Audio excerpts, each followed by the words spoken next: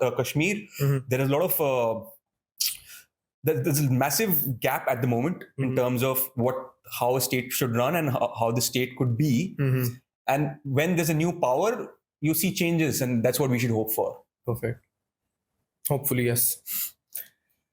You talked about our neighborhood, so I want to touch a few points on our neighborhood as well.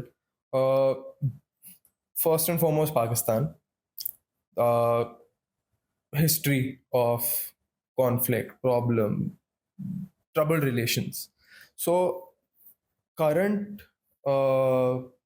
situation with Pakistan, if there is something that you would like to add on top of what we already know, or something new, I'd really like to know, or for you to speak about that. When you speak about Pakistan, there are levels to it. And I don't know if I am the right person to go into levels, but I'll talk about what is essential. We'll cover surface level. Yeah. We know that the part of Pakistan was created because of the partition. And ever since there has been a sentiment of religion there. Right. There have been differences in the religious aspect. And because of that, there are always going to be problem. And Pakistan itself is in turmoil right now. There's a problem in Pakistan of leadership, a massive problem. The one problem in Pakistan is of the leadership. Right. Pakistan is, as you know, is always governed by the army, the armed forces. So what happens there is whenever there's a new leader elected, there's an ego boost of the leader in a couple of years. They come in as a support of the army. Right. But in a couple of years, there's always an ego boost and they feel that they are the boss now. But the army shows them who the real boss is every time. Yeah. So for the last maybe 20 years, 30 years, no one has completed a proper term of their leadership because there's always a coup. So that is one problem I see in Pakistan, that there is corruption. Of course, there's corruption in India as well. Right. But the corruption there is still another level. Right. They have so much loans from the rest of the world.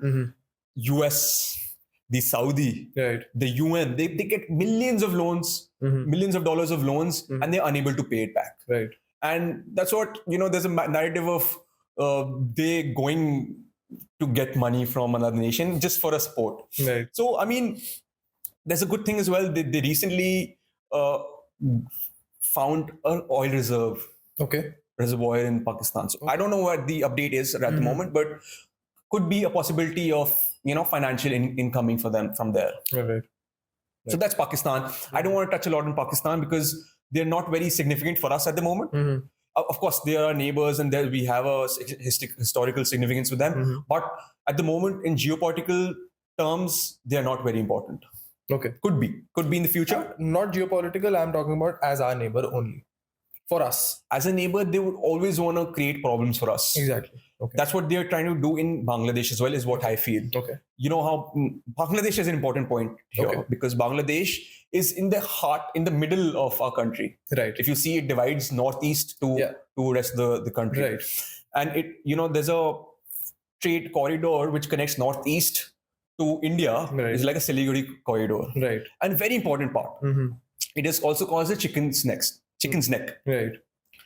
And it's only a 21 kilometer buffer zone, imagine. So at any point, either Bangladesh, if is influenced by Pakistan, or China, for that matter, because Arunachal is right there, could block this area for us. That's why it's important for us to have, our strength in that area, especially Bangladesh. Right. Now, Bangladesh, as we all know, ousted the prime minister. Right.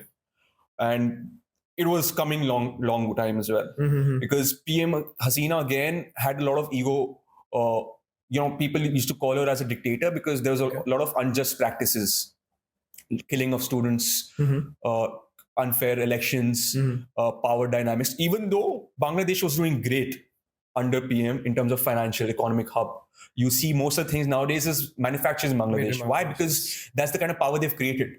They're trying to shift that economic strength from China and manufacturing in Bangladesh. So they dwell economically for sure under PM Hasina, but of course the country didn't have great sentiments against in respect to Hasina, because it was too strong of a leader. Of course, it was good for us. We have great relationship with PM Hasina. At the moment, she is based in New Delhi, if you were not aware. Okay. Because she's in New Delhi, because she has some regard for India. India was there for her when no one was there for her. When her father was assassinated, she had to run. India is where she had run to. Okay. She was in Lajpat Nagar, in fact, for good 4 or 5 years. In fact, she even studied here. Okay. Yeah. So we have good relations with her. She always supported us. So she was a good thing for us in terms of Bangladesh. Now, she being ousted could be a problem.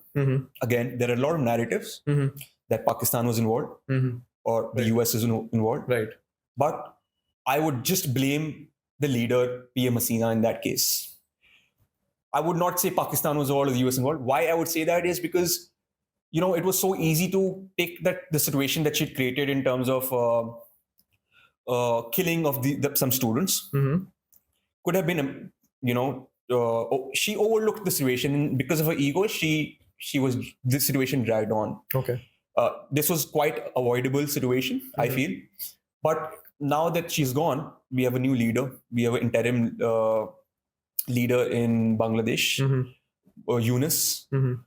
He is a Nobel laureate. Okay. A smart intellectual person. But again, we don't know who is influencing the leader now. Right. I mean, Bangladesh is a great country, has a lot of potential. There could be an influence of Pakistan now, because of course they have a close relations with Pakistan. They were divided, right? The reason they were divided was because the West Pakistan was always taking advantage of East Pakistan. East Pakistan wasn't getting the right resources or the right respect that they want. That's why the 1971 war was based on this, the partition of East and West Pakistan, and India became a part of it as well. Right. So that's a little bit about Bangladesh. Diary of a Publisher. Here we don't just talk, we explore, question, and push beyond the ordinary. And if you're ready to see things from a fresh perspective, you're at the right place. Make sure to subscribe. We're just scratching the surface, and the next conversation might just change how you see the world.